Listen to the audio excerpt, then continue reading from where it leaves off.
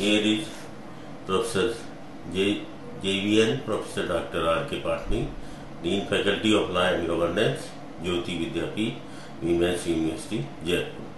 Today we are going to discuss assault, battery and mayhem under the law of torts, and our discipline is law and governance.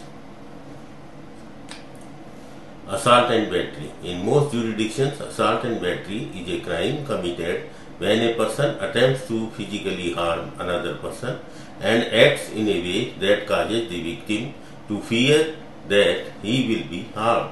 While assault and battery were traditionally classified as two very distinct crimes, modern laws pair them together as one offence. To explore this concept, consider the following assault and battery. Definition of assault and battery: an unlawful physical attack or threat of violence on an individual with or without actual injury. A crime in which there is actual touching or violence along with the intent to cause a person harm and or fear. What is assault and battery? A primary factor in either crime, assault or battery, is having the intent to cause harm to another person. Modern laws pair the offences of assault and battery together as one, with the idea that making threats of violence, engaging in threatening behavior that causes the victim fear he will be harmed, and actually physically harming someone all show an intent to cause harm. According to historic criminal laws, assault and battery were two crimes that could possibly occur at the same time. Assault referred to any intentional act that causes another person to be fearful of immediate harm. This required the perpetrator to have the means or ability to carry out his threat, making the victim's fear valid, and no actual physical contact was required. Battery, on the other hand, referred to an intentional and offensive physical contact with a victim who had not given his consent to be touched. Merely touching someone without his consent could potentially be considered battery, even if force was not applied. Although assault and battery is now considered to be a single crime in most every jurisdiction, in the United States, the courts in many may charge a perpetrator with separate crimes of assault or battery if it wishes to do so. Some jurisdictions use different degrees to classify assault and battery cases. First degree assault and battery charges are the most severe, and it includes extreme bodily harm, usually with the use of a weapon.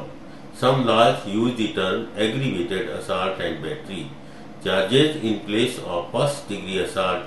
Other ways to designate the various assault and battery charges include simple assault, no weapon is used and the injuries sustained by the victim are relatively minor.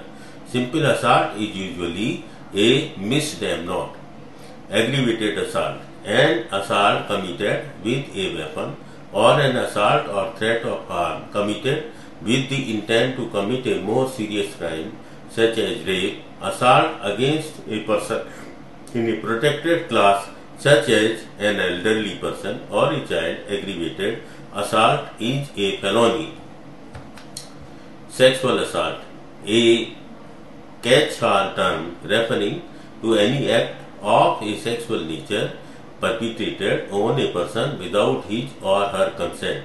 This may include such acts as sexual intercourse, sexual touching, or penetration by an object. Sexual assault also refers to forcing a person to touch the perpetrator in a sexual manner.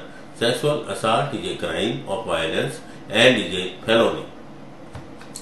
Assault with a deadly weapon. Physically, assault or violence committed by using or attempting to use a weapon or object that is capable of causing serious injury or death.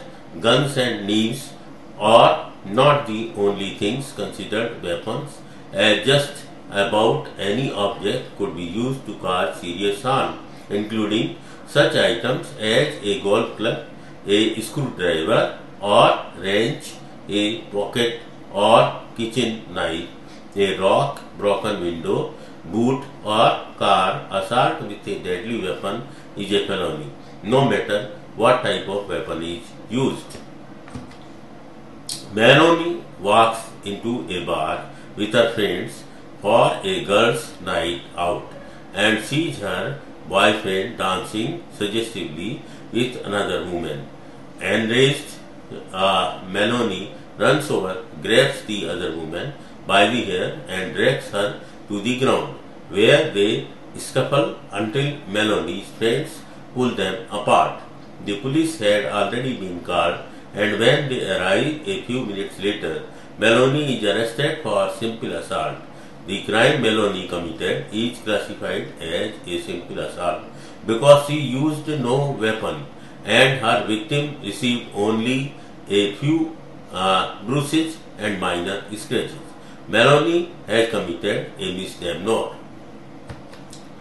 Sarah walks into a bar with her friends for a girls' night out and sees her boyfriend dancing suggestively with another woman. Enraged, Sarah runs over, screaming at her boyfriend and shows the women, who shows back. Sarah grabs the woman's hair and drags her halfway across the room, where the two start swinging fists at one another until the bouncer gets them separated. In her rage, Sarah did not even notice that the woman is pregnant, but this means she is in a protected class in most jurisdictions. When the police arrive, Sarah, who started the fight, is arrested and charged with aggravated assault. Sarah has committed a felony. Assault and battery punishment vary greatly depending on the laws of the jurisdiction and the circumstances surrounding the crime. Generally, assault and battery punishment range from fines and community service to imprisonment of 1 year or more, while first-time offences may receive more leniency. Repeat offenders often face stiffer penalties for similar crimes. Commonly, felony assault charges result in prison terms of 5 to 25 years. Misdemeanor assault and battery charges may result in probation, a fine, community service, or imprisonment in the county jail for up to 1 year. Grant versus Delhi. In 1955, 5-year-old Brian Daly pulled Ruth Grant's chair out from beneath her chest as she was sitting down. Ruth, who was an adult, fell and broke her hip. Ruth's family sued Little Brian for Ruth's injuries, claiming he had committed the act. Technically, battery intentionally, even though he did not intend to injure her.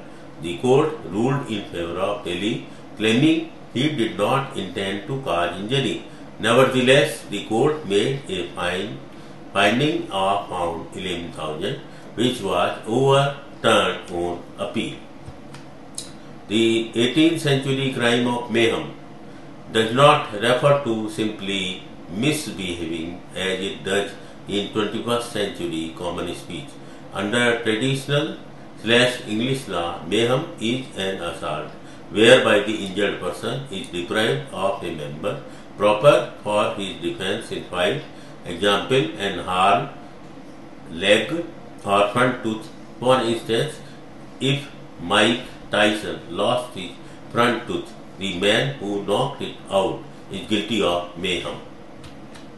But the loss of a molar, ear, etc. was not considered mayhem under traditional English law because whose appendages were not used in fighting. So when Mike Tyson bit Alexander Holyfield's ear, he would not guilt of mayhem under traditional